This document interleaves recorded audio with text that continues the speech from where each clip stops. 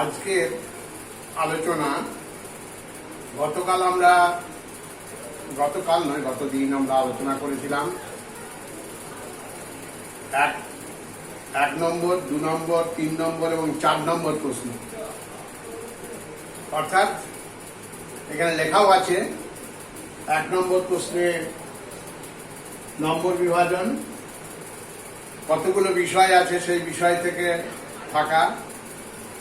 2 নম্বরের প্রশ্ন তাই, 3 নম্বরের প্রশ্ন তাই। 1, 2, 3কে বলা হয়েছিল অতি সংক্ষিপ্ত উত্তরধর্মী প্রশ্ন, very short answer type question. শুধু উত্তর লিখলেই নাম্বারগুলো পাওয়া যাবে। 4 নম্বর হচ্ছে অবজেক্টিভ টাইপ প্রশ্ন, অর্থাৎ সংক্ষিপ্ত উত্তরধর্মী প্রশ্ন। আগেরটা ছিল অতি সংক্ষিপ্ত, এটা হলো সংক্ষিপ্ত উত্তরধর্মী প্রশ্ন। এই সংক্ষিপ্ত উত্তরধর্মী প্রশ্নে 12টা থাকবে, 10টা করতে হবে, 2 নম্বর করে 20 নম্বর। এবং এইটার জন্য প্রয়োজনীয় রাফ করতেই হবে। রাফ ছাড়া অবশ্য উত্তর করাও যায় না, কিন্তু রাফ দেখা হবে, শুধু উত্তর লিখলেই নাম্বার পাওয়া যাবে না। তাহলে 1, 2, 3, 4, 1, 2, 3 অতি সংক্ষিপ্ত, আর 4 হচ্ছে সংক্ষিপ্ত।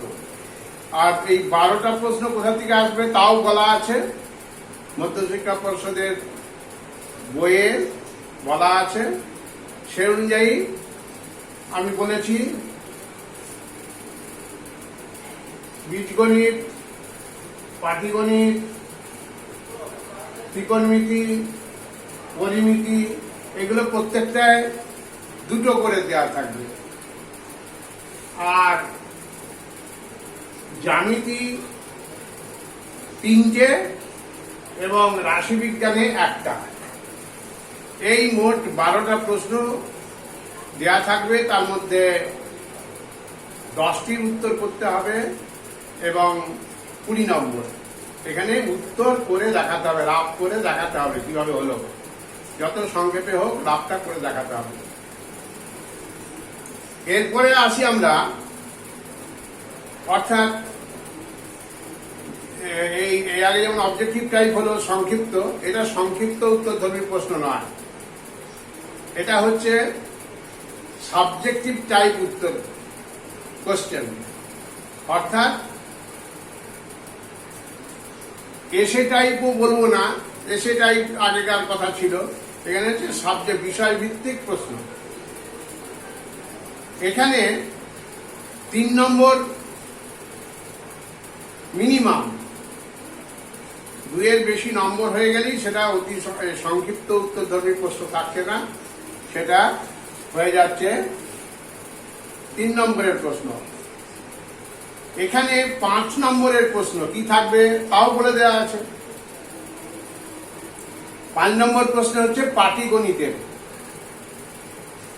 5-এর দাগের প্রশ্ন পাটিগণিতের। এখানে পাটিগণিতের প্রশ্ন 2টো প্রশ্ন থাকবে, 1টার উত্তর করতে হবে। 2টো প্রশ্ন থাকবে, 1টার উত্তর করতে হবে।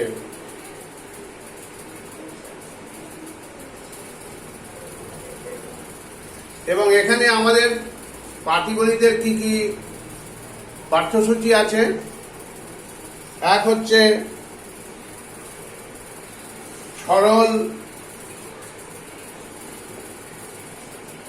সরল সুদের হার, সরল সুদ কষা। আর দ্বিতীয় হচ্ছে চক্রবৃদ্ধি সুদ। তাহলে সরল সুদ এবং চক্রবৃদ্ধি সুদ, হার বৃদ্ধির অঙ্ক। আরেকটা হচ্ছে একই নিয়মে হবে, জনসংখ্যা বা অন্য কোনো হ্রাস বা শতকরা হার বা বৃদ্ধি, মানে এটাও চক্রবৃদ্ধি হ্রাস বা বৃদ্ধি। এটা হচ্ছে পাটিগণিতের বিষয়। আর একটা হচ্ছে অংশীদারি কারবার।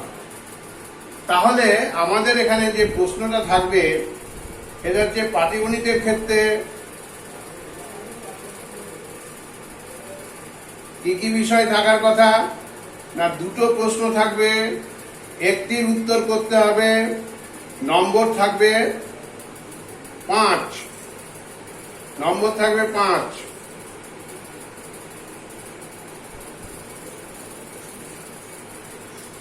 পাটিগণিতের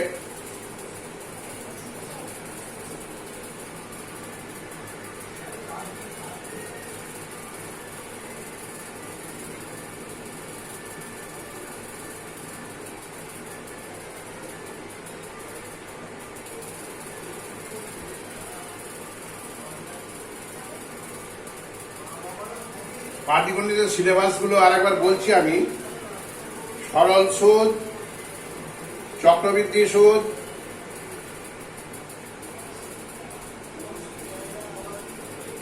এবং শতকরা হ্রাসের হার বা বৃদ্ধি, আর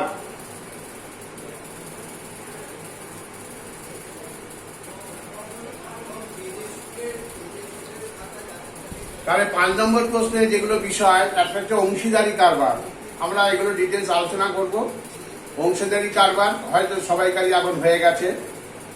আর চক্রবৃদ্ধি সুদ, চক্রবৃদ্ধি সুদের নিয়মেই হার বৃদ্ধির অঙ্ক হবে। জন্মের হার বৃদ্ধি, মানুষের সংখ্যার হার বৃদ্ধি, সব কিন্তু চক্রবৃদ্ধি নিয়মে হবে। তবে আমি বলেছি চক্রবৃদ্ধি নিয়ম জানতে গেলেও আমাদের সরল সুদের নিয়ম জানতে হবে, কারণ আমরা সরল সুদ থেকেই ফর্মুলা প্রয়োগ করে, সূত্র প্রয়োগ করে আমরা চক্রবৃদ্ধি সুদ করি। যদি পরপর আসল প্লাস আবার আসলটা যোগ হয়ে আবার সুদের হার, কারণ 3 বছর, যেহেতু 3 বছরের মধ্যেই আমাদের সিলেবাস আছে, একসঙ্গে 4-3 বেশি নেই।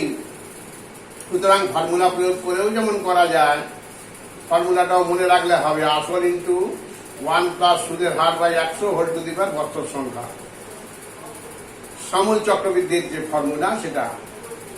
যাই হোক,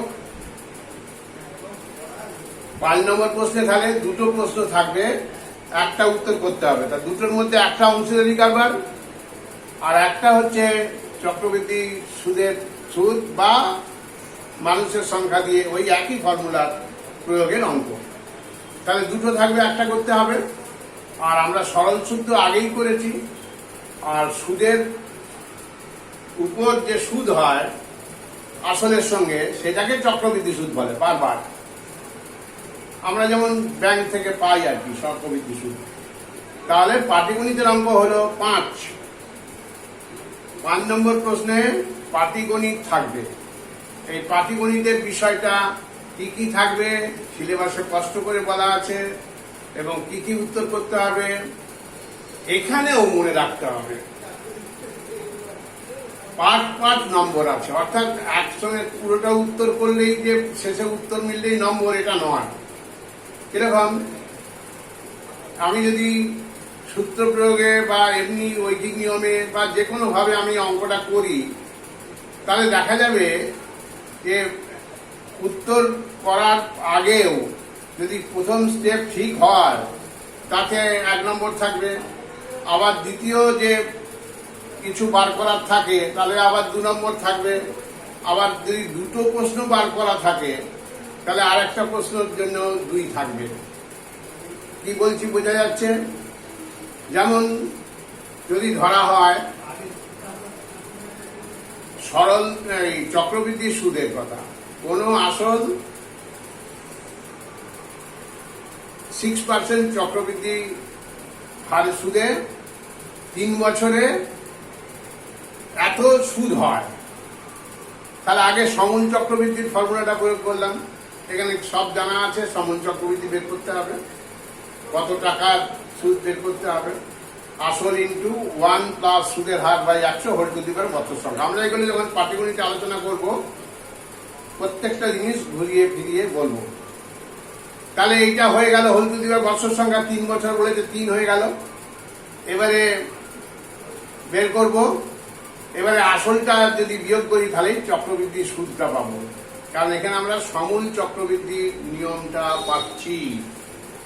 সমূল চক্রবৃদ্ধি সুদ, আসল প্লাস চক্রবৃদ্ধি সুদ, 3 বছর 2 বছর যাই হোক না কেন সেইটা।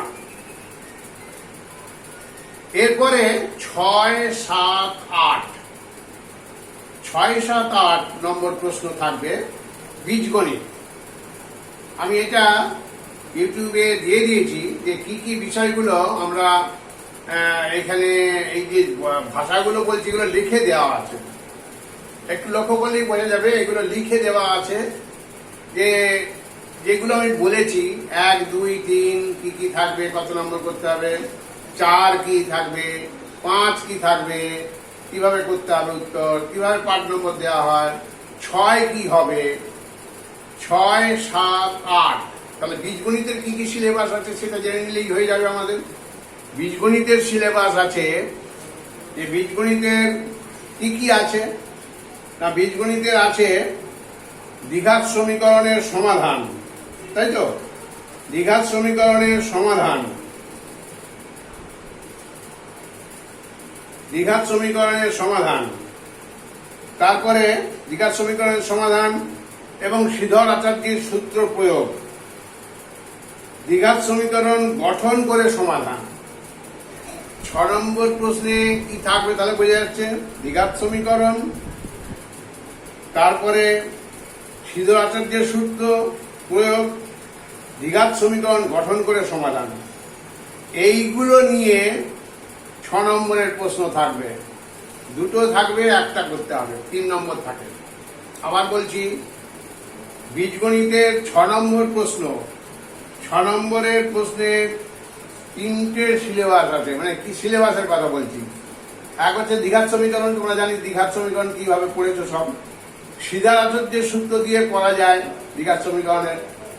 দ্বিঘাত সমীকরণের তত্ত্ব আছে, বীজদ্বয় কি করে বার করতে হয়, বীজদ্বয় কি হয় সেইটুকু আছে। আর আছে দ্বিঘাত সমীকরণ গঠন করে সমাধান, যেমন আমরা আমাদের সমীকরণ গঠন করে সমাধান ক্লাস 9-এ পড়েছি, এক্স ওয়াই ধরে করা বা এক্স ধরে করা। এখানে তেমনি যে বলে যে একটা প্রশ্ন আমি বলি, উচ্চারণ করি, কোন সংখ্যা এবং তার বর্গের সমষ্টি 6 হলে সংখ্যা দুটি কি কি? ক্লিয়ার? তাহলে আমরা এখানেও যে পার্ট নম্বর কিভাবে 3 নম্বরের পাওয়া যায়, ধরলাম সংখ্যাটা এক্স, কোন সংখ্যা, এখানে ধনাত্মক বা ঋণাত্মক কিছু সংখ্যা বলেনি, তাহলে সংখ্যা থাকবে এক্স। তাহলে প্রশ্নানুসারে এক্স স্কোয়ার প্লাস এক্স, সংখ্যা প্লাস বর্গের সমষ্টি সমান 6। তাহলে x square plus x minus 6 সমান 0। এবার এটা সমাধান করে দাও, এক্স সমান +3 আর আরেকটা এক্স সমান 2, +3 -2। তাহলে দেখো ভালো করে, +3 নয়, x plus 3 into x minus 2, তাহলে এক্স সমান -3 অথবা এক্স সমান 2। তাহলে এক্স সমান -3 যদি ঋণাত্মক সংখ্যা বলতো বা ধনাত্মক সংখ্যা বলতো তাহলে সেটা উত্তর হতো। এখানে দুটো উত্তরই করতে হবে, সংখ্যাটি হবে -3 অথবা 2। দেখো মিললে যাবে তোমার।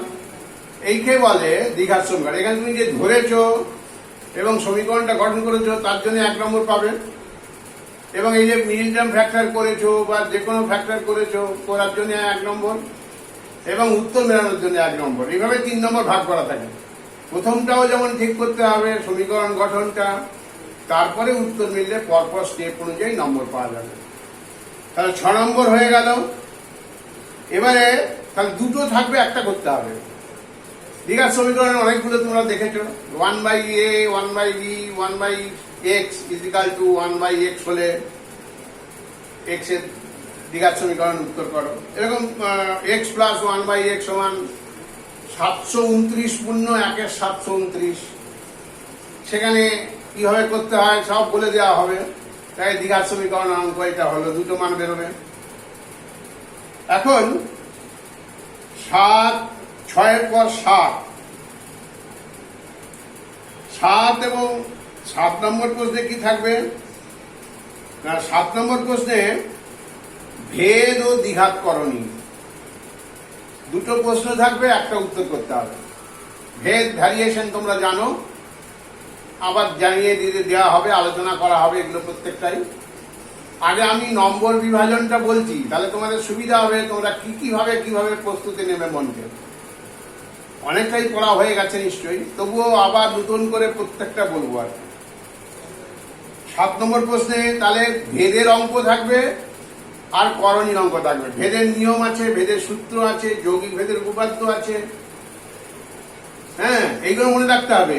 এ ভ্যারিজ বি যখন সি ধ্রুবক, এ ভ্যারিজ সি যখন বি ধ্রুবক, তাহলে এ সমানুপাতি বা ভ্যারিজ বিসি যখন বিসি উভয়ই চলরাশি। আগে ছিল সি ধ্রুবক ভি ধ্রুবক, এখন এটা চলরাশি। এটাকে বলে যৌগিক ভেদের উপপাদ্য। এই প্রয়োগে অঙ্ক করতে হবে, সেগুলো বিভিন্ন অঙ্ক আছে, আমরা করে দেখাবো, কিন্তু সূত্রগুলো মনে রাখতে হবে। তাহলে এখানে ভেদের অঙ্ক থাকবে, তার সঙ্গে করণী আমরা কাকে বলে ইত্যাদিতে আলোচনা করতেই পারি, করবো। আমি প্রত্যেকটা জিনিস ক্লাসে যেমন ভাবে করা হয় সেইভাবেই করব। করণী, দ্বিঘাত করণী বলছে, আমাদের ত্রিঘাত করণী নেই বা চতুর্ঘাত করণীও নেই, যেহেতু সিলেবাসে নেই। তাহলে দ্বিঘাত করণী মানে একটা স্কোয়ার রুট। তাহলে করণী কাকে বলে, রাশিকে কিভাবে আমরা সংখ্যা পাবো, বাস্তব সংখ্যা, অবাস্তব সংখ্যা। বাস্তব সংখ্যা আবার দুরকম, মূলদ অমূলদ। মূলদের যেটা সেটা হচ্ছে p/q আকারে প্রকাশ করা যায়, আমরা ক্লাস 5-6 পড়েছি, কিন্তু ধারণাগুলো লাগবে। তাহলে দুটি সংখ্যা, এই যে করণী, অমূলদের মধ্যে দুটো ভাগ, একটা অমূলদও হয়, একটা করণী হয়। করণী যেটা হয় সেটা বর্গমূলের আকারে প্রকাশ করা থাকবে, বর্গমূল নাম এলে √2 √3 এইসব দিয়ে থাকাকে করণী বলবো।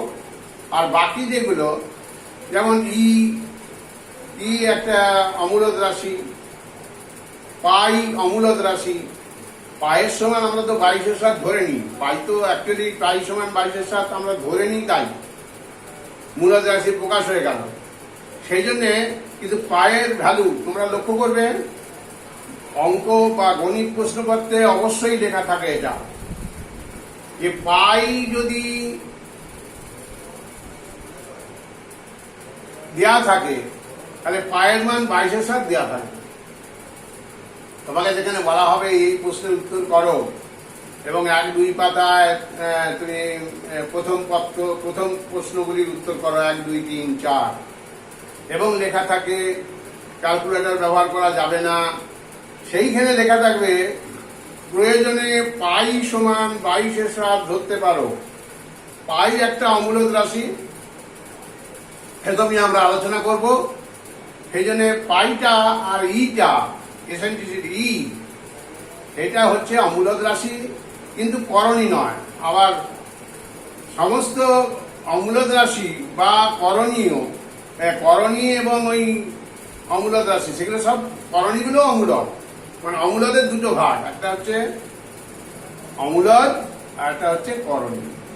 তো আমাদের দ্বিঘাত করণীর ব্যাপার, করণীর যোগ বিয়োগ গুণ ভাগ নিরসন এইগুলো থাকলেই আমরা করণীর অঙ্ক করতে পারবো।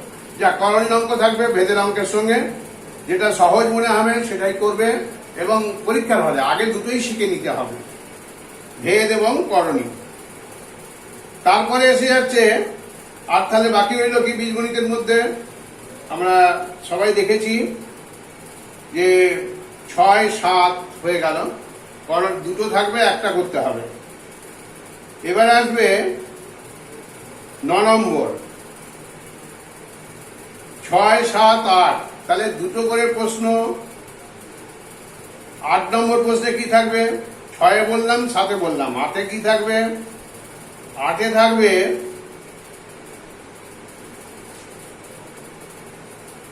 অনুপাত সমানুপাত। অনুপাত সমানুপাতের অঙ্ক, বীজগণিতের অনুপাত সমানুপাত, a:b সমান b:c সমান c:d, এরকম বিভিন্ন দেওয়া থাকলে অনুপাত করে বাড়তে হবে। অনুপাতের যোগফলের ফর্মুলা আছে। আরেকটা কে ফুটের অঙ্ক আছে, অভেদ বা কে ফুটের অঙ্ক। এই দুটো থাকবে, একটা করতে হবে। তাহলে 6, 7, 8 বীজগণিত, 3 3 9, প্রতিটাতে দুটো করে প্রশ্ন থাকবে, একটা করে করতে হবে এবং বলে দেওয়া আছে কোন দুটো বিষয় থেকে দুটো প্রশ্ন হবে, কোন দুটো বিষয় থেকে দুটো প্রশ্ন হবে। ঠিক আছে, এর পরে এলো 6, 7, 8, এরপরে হলো 9। 9-এর দাগে পাটিগণিত বীজগণিতের পর জ্যামিতি। 9-এর দাগের প্রশ্ন হলো জ্যামিতি। জ্যামিতিতে ভালো করে লক্ষ্য রাখবে, জ্যামিতিতে 8 এবং 9, 9 হচ্ছে জ্যামিতি। জ্যামিতি উপপাদ্য হচ্ছে দুটো থাকবে, একটা করতে হবে। তাহলে উপপাদ্যের যে সংখ্যাগুলো, এবারে কিন্তু নতুন করে ভাবতে হবে। উপপাদ্যের সংখ্যাগুলো আছে 9টা বা 10টা উপপাদ্য আছে, তার থেকে দুটো পড়বে, একটা উত্তর করতে হবে। কি কি আছে? বৃত্ত সংক্রান্ত উপপাদ্য আছে, সদৃশগণিত সংক্রান্ত সদৃশ সংক্রান্ত উপপাদ্য আছে, পিথাগোরাসের উপপাদ্য তার বিপরীত উপপাদ্য আছে, তারপরে সদৃশগণিত সমান্তরাল সদৃশের সঙ্গে কি সম্পর্কযুক্ত সেগুলো আছে, তারপরে আছে স্পর্শক, স্পর্শক সংক্রান্ত উপপাদ্য আছে। এগুলো সব মিলিয়ে আমাদের 9 নম্বরের প্রশ্ন উত্তর করতে হবে। উপপাদ্যের সংখ্যা 12টি। এখানে দুটো উত্তর, দুটো প্রশ্ন দেওয়া থাকবে, একটা উত্তর করতে হবে। যেমন তোমরা এখানে তো এই আগেকার গুলো আসবে না, 9-এর আসবে না। তাহলে এখানে কি একই বৃত্তচাপের অবস্থিত কেন্দ্রস্থ কোণ পরিবৃত্ত কোণের দ্বিগুণ, বৃত্তস্থ কোণগুলির পরস্পর, বৃত্তস্থ চতুর্ভুজটি পরস্পরের সম্পূরক, বিপরীত কোণগুলির সম্পূরক। এই যে প্রশ্নগুলো, কেন্দ্র থেকে জায়ের উপর লম্ব টানলে যে একটা সমাধিখণ্ডিত হয়,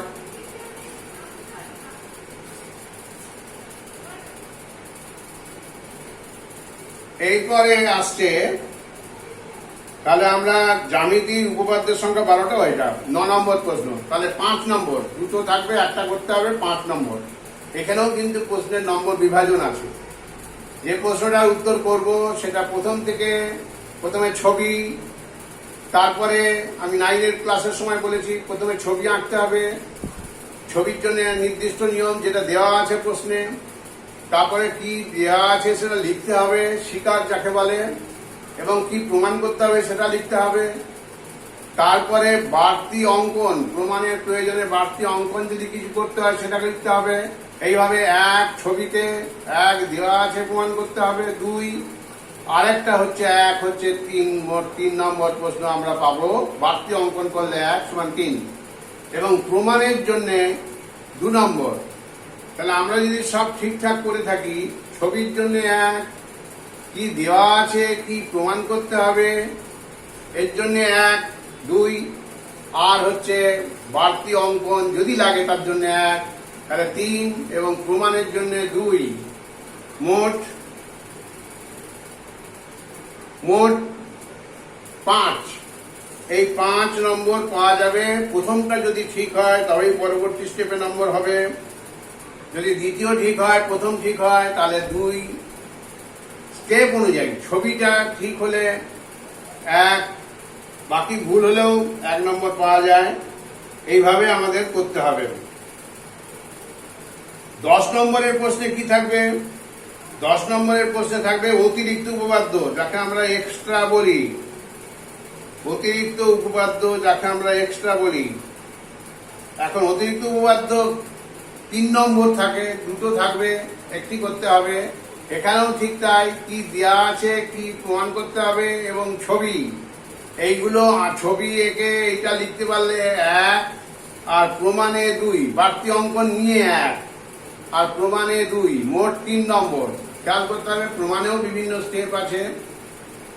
একটা প্রমাণ যদি ঠিক করা যায় তাহলে 1, আর একটা প্রমাণ ঠিক করলে 2।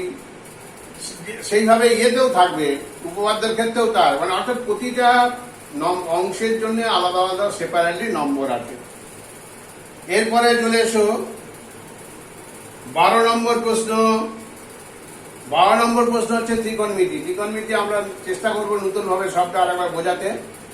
ত্রিকোণমিতি কি কি বিষয় আছে, কত নম্বর আছে ত্রিকোণমিতিতে, 12 নম্বর প্রশ্ন, তার মধ্যে 12 এবং 13তে ত্রিকোণমিতির প্রশ্ন থাকবে।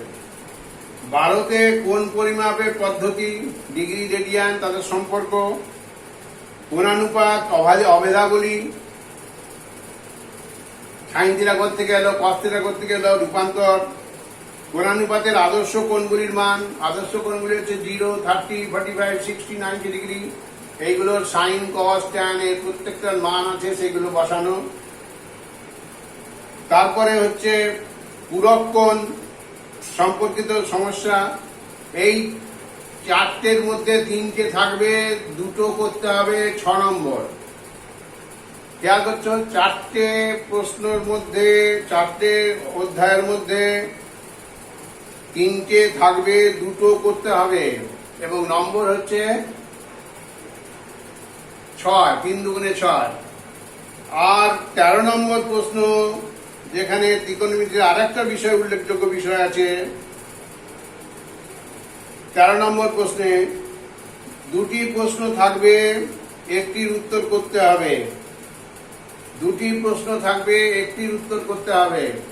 2টি প্রশ্ন কিসের থাকবে না, হাইট এন্ড ডিস্টেন্স আমরা বলি, অর্থাৎ উন্নতি কোণ, অবনতি কোণ কিভাবে আমরা প্রয়োগ করব, প্রয়োগ করে দেখাবো, সেটা থাকবে।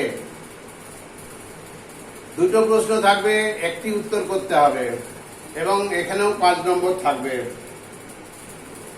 এরপরে পরিমিতি। পরিমিতি হচ্ছে 14 নম্বর প্রশ্ন।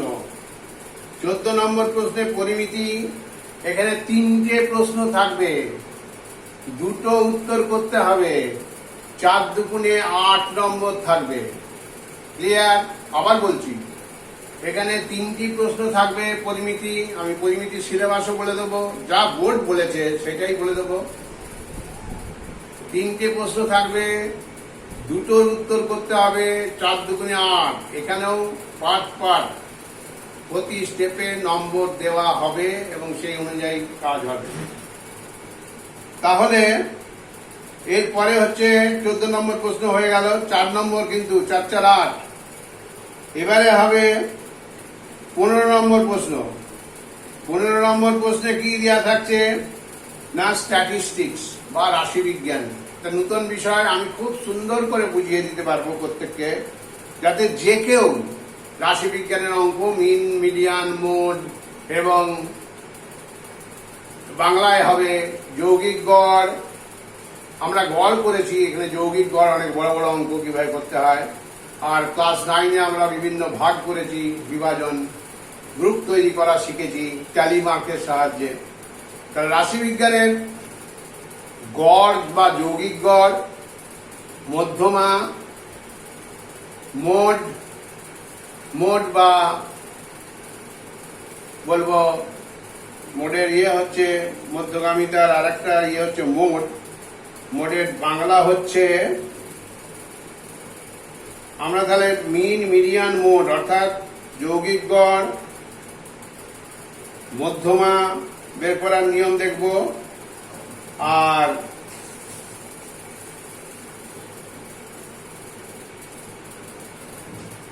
অজাইব অঙ্কন শিখবো, আর সংখ্যাগুরুমান বা ভূইষ্ঠক বলে। মোডের বাংলা হচ্ছে ভূইষ্ঠক বা সংখ্যাগুরুমান।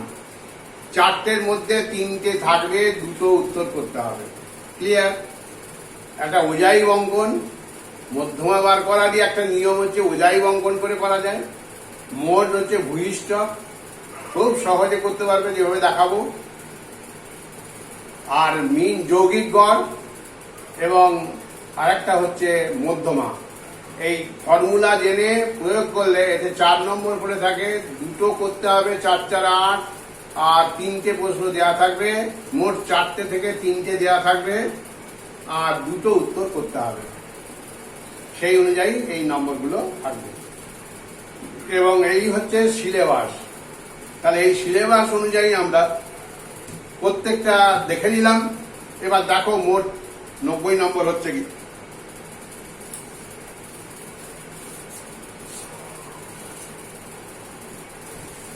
এবারে নম্বর বিভাজন দেখো, এখানে এইগুলো বীজগণিত পাটিগণিতের এখান থেকে প্রত্যেকটা এসে গেছে। 36 নম্বরের আমরা আগের দিন আলোচনা করেছি। এবারে 5, 6, 5-এ কি বলেছি?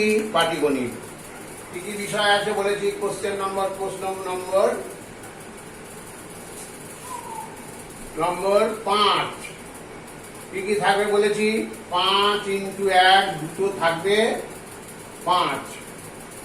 তার আগে তো আমাদের 36 হয়ে গেছে, এর সঙ্গে এগুলো 5। 6-এ কি থাকবে? 5-এ পাটিগণিত। 5-এ পাটিগণিত, 6, 7, 8 বীজগণিত। 5-এ পাটিগণিত,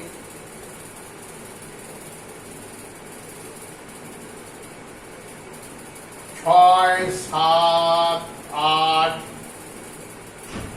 বীজগণিত। কি কি বলে দিয়েছি, আবার লিখেও দেব। 3 × 3 = 9। বীজগণিতে এটাই 3, এটাই 3 আছে, দুটো করে থাকবে, যা যা বলেছি সেই অনুযায়ী হবে। 9 বীজগণিতের পর 9 জ্যামিতি। জ্যামিতি এটা হচ্ছে উপপাদ্য, আর হচ্ছে আমি সম্পাদ্যর কথা বলিনি। 9 হলো উপপাদ্য, 10 হলো অতিরিক্ত উপপাদ্য বা এক্সট্রা,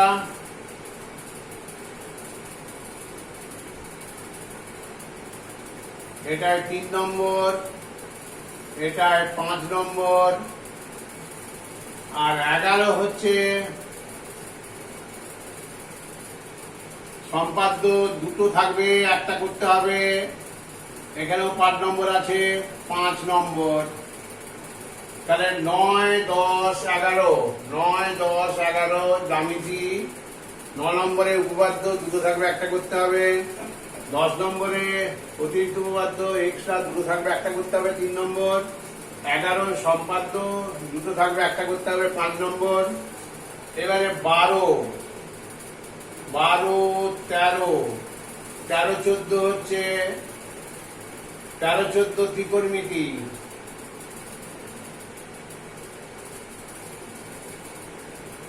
না, 12, 13 ত্রিকোণমিতি। 12,